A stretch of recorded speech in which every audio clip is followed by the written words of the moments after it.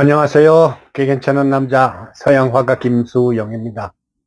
오늘의 모닝 토크쇼는요, 60년대 블루스라는 제목으로 한번 이야기해 볼까 합니다. 60년대, 그러니까 1960년대죠. 제가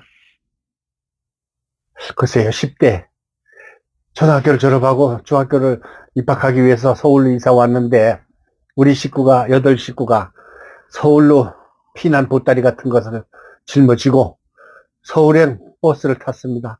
충북 충주시 중원군 주덕면 신중리 신촌선 38번지에서 서울 오는 시외버스를 타고, 당시는 포장이 도로에 안 돼 있었습니다. 3번 국도.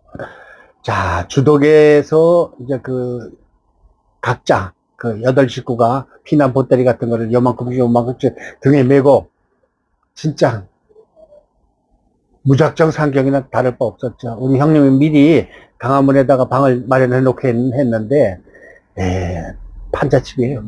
납작한 판잣집.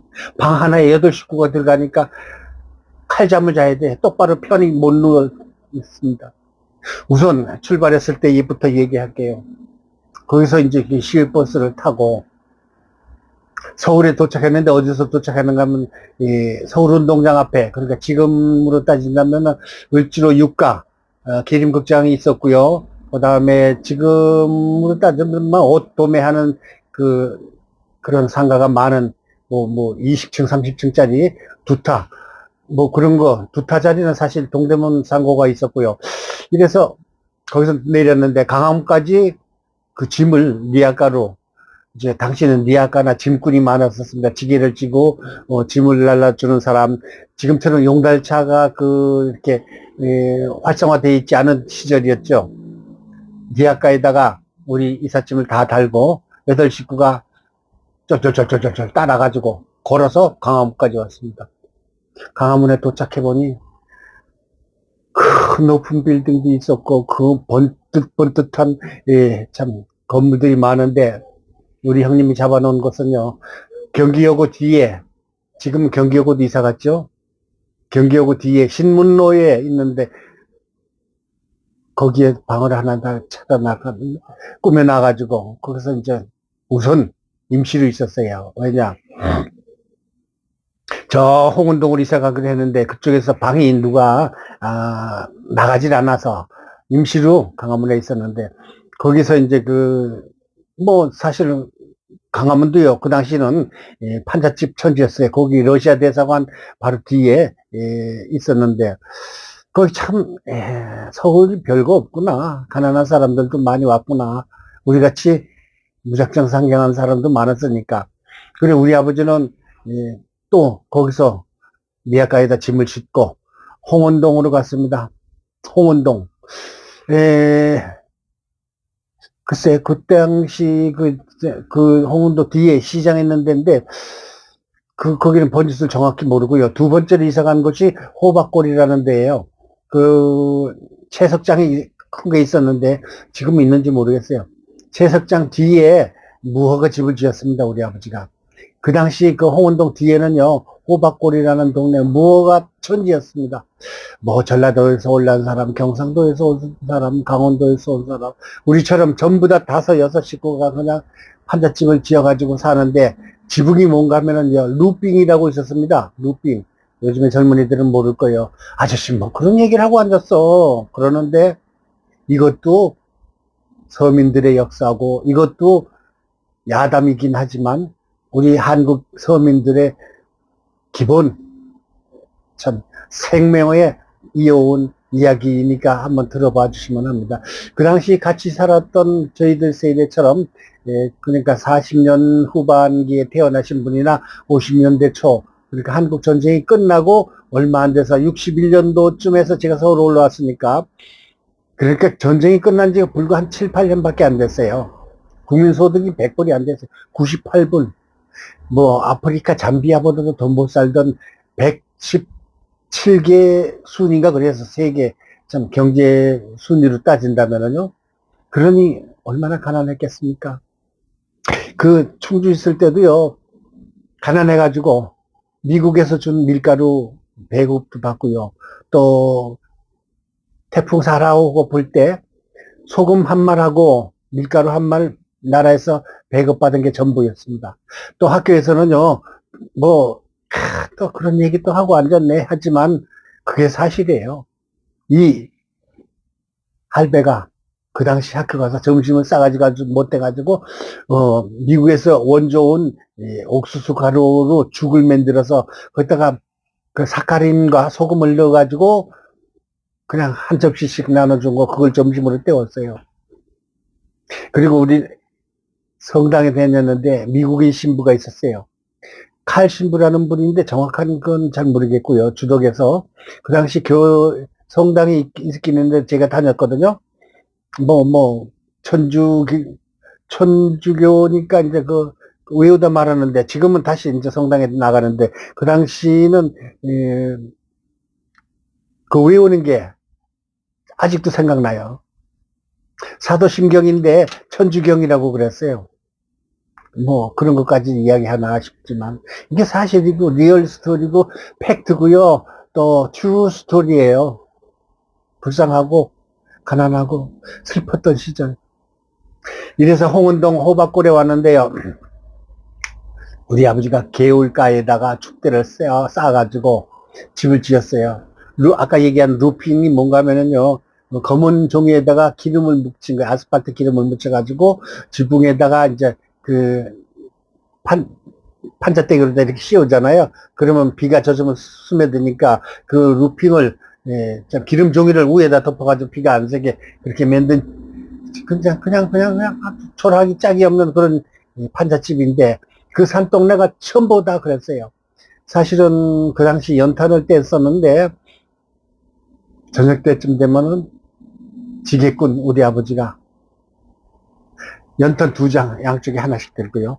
그 당시 3원인가 그래서 연탄 하나에 3원인가 2원인가 그랬어요. 그거를 한 3끼를 이렇게 꼬아가지고 거기다 끓여가지고 양쪽에 들고 지게를 품팔을 씌워가지고 조금 벌어가지고 국수 한 다발 하고 연탄 2개를 들고 산동네로 꼬적꼬적 올라오죠. 얼굴에는 슬픔과 회한과 고뇌와 또 비극이 가득한 얼굴, 황색 진한 주름이 가득한 우리 아버지. 바싹 말랐었어요. 우리 아버지는, 저는 지금 키가 170인데 우리 아버지는 아마 160도 안 됐을 정도로 약간 작은 편이었어요. 그런 분이 지게를 지고 어떤 돈벌이를 했는가 하면은요, 벽돌 있잖아요.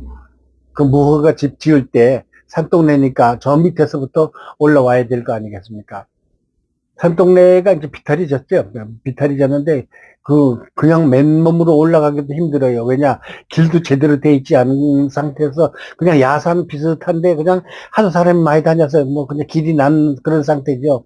그 계단도 없는 산길을 아마 200m, 300m쯤 그 벽돌이나 무허가 집 짓는데 도와주는 그 건축 자재를 지고 올라가서 아니면 모래, 시멘트 같은 거 올려주고 하루에 일당을 받는 거예요. 근데 정확히 제가 하루에 일당을 얼마씩 받는지는 잘 모르겠지만 우리 아버지는 시골에 있을 때 그래도 꽤 괜찮은 장사를 했었거든요.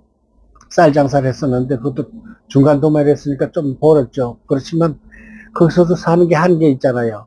왜냐? 소작농으로 좀 농사를 짓다가 천수답이라고 그러죠. 그게 뭔가 하면은 수리조합에서 오는 물 가지고서 변온에다 물을 대면은 1년에 그 수리조합 물값을 좀 주면 되는데 쌀을 수확할 때 그 쌀로다 주면 되거든요. 근데 우리는 수리조합이 닿지 않는 곳에 논이 있었어요. 밭도 있었고 그게 4마지인가 5마지밖에 안 됐었어. 그러니 그걸 가지고 8식구가 먹고 살기는 힘들잖아요. 그래서 서울로 가자. 죽어도 서울에 가서 죽고 살아도 서울에 가서 살자. 이래가지고 우리 형님이 그 당시 청주고등학교 졸업하고 이제 서울대학교를 목표로 해서 왔는데 우리 형님이 연세대학교 봤는데 시험에서 떨어졌어. 왜? 청주고등학교 다니긴 했는데 주덕에서 청주고등학교가 기차로 2시간씩 걸렸거든요. 그거를 통학을 하는데 새벽에 4시에 일어나서 청주까지 왔다 갔다 하는데 공부가 제대로 됐겠습니까? 그 가난한 집에서 무슨 과외를 한 번 다녔겠습니까? 아니면 학원을 한 번 다녔겠습니까? 감히 연세대학교를 쳤는데 그때 제가 알기로 사학과를 쳤어요. 떨어졌어. 그래가지고 우리 형님 미리 와가지고 얘기했듯이 광화문에서 터를 잡았는데 도저히 거기는 안 되고 잔잔한 일거리가 없잖아요. 광화문에는 시내 중심지니까. 그래 홍은동에 와가지고 아버지가 지게를 팔고요. 어머니도 심부름했어요. 뭐 남의 집 빨래를 해준다든가 아니면 남의 집 가서 청소를 해준다든가. 그 문화촌이라는 곳이 있는데 홍제동 부근에 거기는 단독주택이 그냥 그 정부에서 지었는가, 하여튼 뭐 건축업체가 지었는가, 나란히 지어가지고 그래도 괜찮은 곳이었었어요. 거기에 우리 그 팔촌 누나가 와가지고 그 식모살이를 하는데 그 누나가 이웃집에 빨래거리를 받아다가 지금같이 세탁기가 없던 시절이었죠. 빨래를 하루 해주는데 얼마 받고 우리 어머니가 그걸 해주고 또 대리미도 데릴 것은 데려놓고 그 뭐 저기 이 학교 교수니까 양복 같은 것도 데려야 될 거 아니에요. 와이셔츠 같은 것도 다 데려가지고 하루 일당 받고 그러셨고 우리 아버지는 아까 얘기한 대로 건축 자재를 무허가 한 집 짓는데 도와서 올라가는데 한 지게에 얼마 이렇게 받고 또 이게 없을 때는 연탄 있잖아요. 연탄을 한 지게에 뭐 20개 30개씩 해가지고 올라서 그 하나에당 얼마씩 이렇게 3원인데 5원인가 이렇게 받고 2원씩 붙여서 받고 올려서 예 그래도 일당을 벌고 그랬어요. 근데 어느 날 우리 아버지가 일이 많다고 해서 나보고 중학교 1학년짜리한테 지게에다가 세멘트를 한 포를 지고 올라가라는 거예요. 나도 용돈이 좀 필요하다 그러니까 너도 네 손으로 한번 벌어봐라 그러는데 와 세멘트 한 포를 지고 올라가는데 내 생전 뭐 저도 뭐 참 그렇게 곱게 자란 건 아니지만 지게는 많이 안 잡았거든요. 지게를 지고서 호박골 산동네까지 올라가는데 한여름에 30도 40도 되는데 온몸이 땀을 바짝같이 흘리고 또 연탄을 이렇게 올리는 바람에 이렇게 시커멓게 돼가지고 막 올라가는데 숨이 헐떡거려서 못 올라갔어요. 그래서 중학교 1학년짜리가 키가 그 당시 뭐 150cm나 됐겠어요? 130 몇 cm나 뭐 됐겠지. 근데 큰 지게에다가 시멘트 한 포대를 담아가지고 올라가는데 어찌나 눈물이 흐르고 어찌나 우리 아버지는 왜 저 남쪽에 저 아래쪽에 홍제동에 단독주택처럼 대학 교수네처럼 그런 집에서 안 살고 나를 용돈을 대신 이렇게 시멘트 한 폴 지어가지고 5원을 벌게 하는가 싶어가지고 엄청 눈물이 흐르고 땀이 흐르고 막 그러는데 가다가 내려놓고 팍팍 울었어요. 사실 그 당시 저는 중학교를 시험을 봤었거든요. 근데 시험이 지금은 무슨 중학교에 무슨 시험이야 그러겠지만 당시에는 중학교도 시험을 봤어요.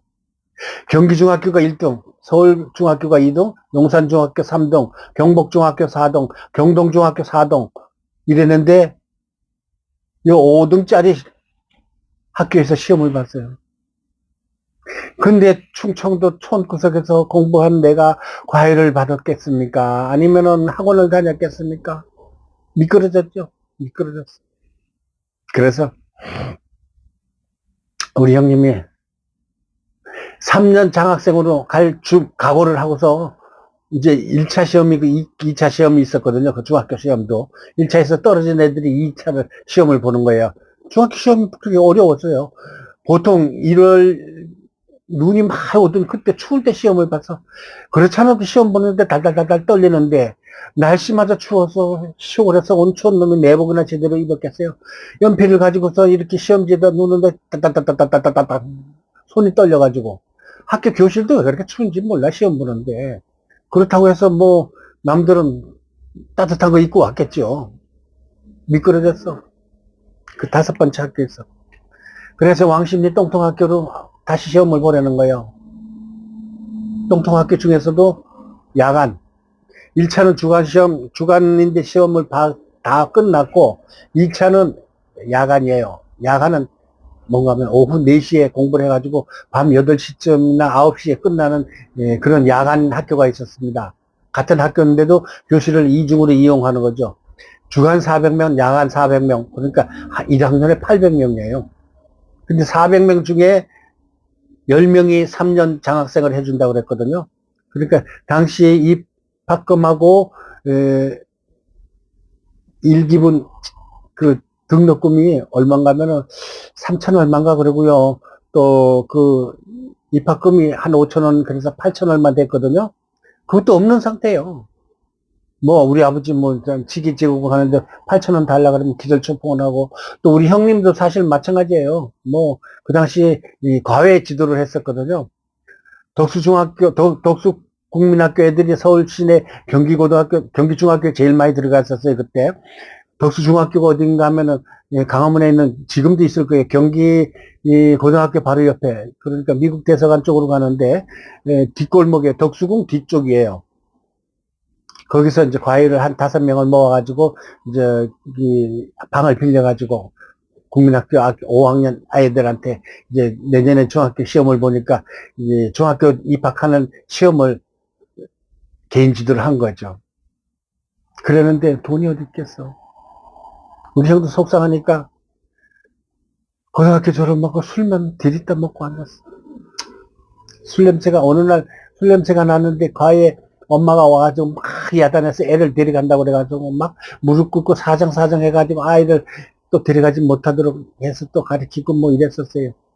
근데 왕십리 똥통학교 가가지고 400명 중에 제가 18등을 했어요. 1차 주간에서는 아까 얘기했지만 저쪽에 있는 삼성교에 있는 그 5번째 학교에서 떨어져가지고 미끄러져가지고 왕십리 똥통학교 야간부에서 400명 중에 18등을 했어요. 18등. 18등을 했는데 1년 장학생을 해줘서 3학년까지 다닐 정도로 무료 이 장학생이 아니라 1년 무료예요. 그러니까 5천 얼마 그 1기분, 2기분 뭐 3기분, 4기분 그랬는데 5천 얼마씩 받으니까 2만 얼마 혜택을 본 거예요. 그래도 어디에요. 그렇지만 점심을 못 사가죠. 그래서 오후 4시에 공부를 시작하는데 그때 또 아르바이트를 해야 될 거 아니에요. 참 슬픈 이야기죠. 지금같이 국민소득 뭐 4만 불 시대, 아이고 98불 시대에 100불이 안 되던 시제. 1961년, 62년 그 당시에 얼마나 어렵겠습니까? 저는요 왕십리까지 학교를 갈 때 똥통학교지만 홍원동에서요 패스 한 달 패스가 500원이에요.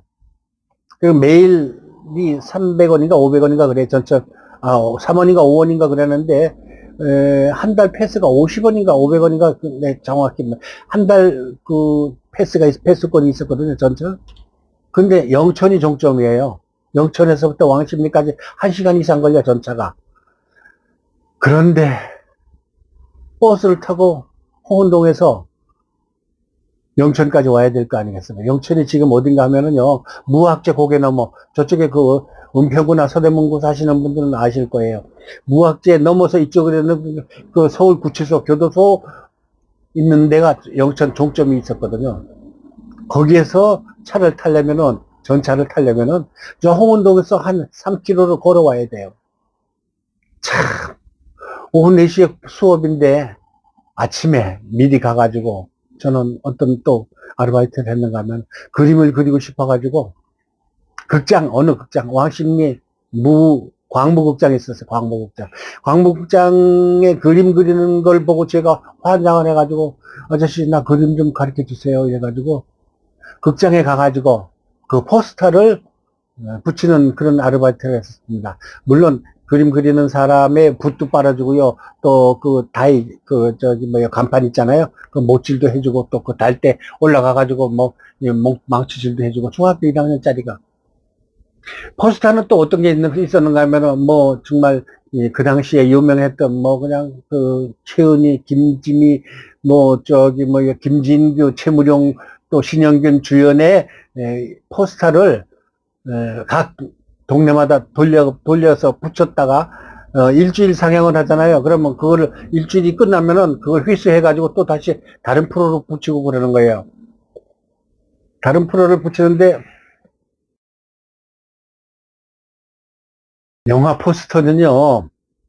그러니까 하여튼 10호짜리 캔버스 10호짜리 이런 거 비슷한 건데 그걸 갖다가 뭐 그냥 이발소 또 미장원 약국 또 뭐 무슨 저 철물점 이런 소시민들이 거래하는 이 장사꾼들 있잖아요. 그런데 유리창에다가 그걸 붙여주고 무료 입장권을 하나씩 줍니다. 그 집에다가 가게 주인한테. 그러면은 그 가게 주인이 그거를 팔아먹을 때도 있어요. 5원씩 또 팔아먹어. 극장 입장료는 10원, 15원인데 그것도 5원에 또 팔아먹어 학생들한테. 또 그것만 사가지고 극장 가는 애들도 있고. 그래서 저도 가끔 가다가 거기 극장 측에서 돈을 별로 안 줘요. 사실은 뭐 그냥 심부름 값이나 겨우 줄만 않고 또 그렇게 해가지고 저는 표를요 아이들한테 5원씩 받고 팔아가지고 겨우 이제 2학년 3학년 때 등록금을 대고 그랬었습니다. 자, 1960년대 눈물 나던 그 시절 또 참 신문이요 또 주간지는 또 갖다 팔았었잖아요. 주간지는 또 어디서 뛰어오는가 하면은요. 강화문에 동아일보, 강화문 사거리, 동아일보 지금 건물 있잖아요. 동아방송 있는데 말고 청계천이니까 그 종로 가는 카바에 노란 건물 5층짜리 있잖아요. 그 앞에서 주간한국, 주간경향, 썬데이 서울 뭐 이런 거를 도매로 뛰어와 가지고 가서 팔았습니다. 그렇게 아르바이트를 했는데 사실은 그 당시에 부끄럽지만 이런저런 참 피눈물 나는 고생을 하고도 공부를 했는데 남들은 뭐 법대 나와가지고 고시 패스하고 세브란스 병원의 의사가 되고 또 무슨 서울대 병원의 의사가 되고 그랬지만 저는 겨우 가난한 그림쟁이가 돼가지고 지금까지 살고 있습니다. 1960년대 내가 살았던 그 시절 추억의 60년대 눈물 나던 60년대 이야기를 오늘은 1차로 이야기해봤습니다. 왕십리 똥통학교 친구들 지금 많이 죽었어요. 우리 동창들도 보면은 살아있는 애들은 몇 명 없어. 살았더라도 그냥 중풍이 걸린 애들도 있고요. 치매가 걸린 애들도 있고요. 그 다음에 먼 하늘에 가가지고 산에 가서 누워있는 애들도 되게 많습니다. 이렇게 세월이 흐르도록 글쎄요. 짭짤하고 행복하고 달콤하고 신나는 그런 시간은 그렇게 많이 갖지 못했습니다. 제가 나 때는 말이야 이런 얘기를 하면 저 할아버지 또 꼰대 또 옛날 얘기하고 앉았네. 그렇지만 그 옛날에 있었던 참 아주 가난했던 서민들의 밑바닥 생활을 말로 남기고자 영상으로 남기고자 이런 이야기를 한번 해봤습니다. 여러분 끝까지 들어주셔서 고맙습니다. 좋아요 구독 부탁드리겠습니다. 감사합니다.